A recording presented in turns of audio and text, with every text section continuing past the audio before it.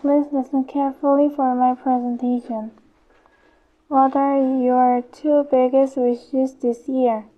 I want to have money and travel all around the country because I want to buy idol album. Also, I want to see many landmarks. First, I want to have money because I want to buy idol album. An idol album, it has photo card. That is very pretty.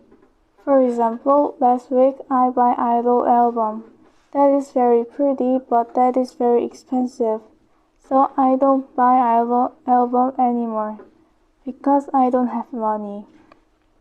Second, I want to travel all over the country because I want to see many landmarks.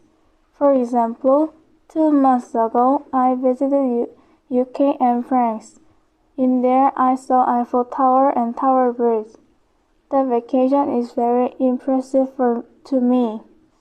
I want to travel to more countries and landmarks. In conclusion, I want to have money and travel all over the country because I want to buy idol album. Also, I want to see many landmarks. What are your two biggest wishes this year? Thank you for listening for my presentation.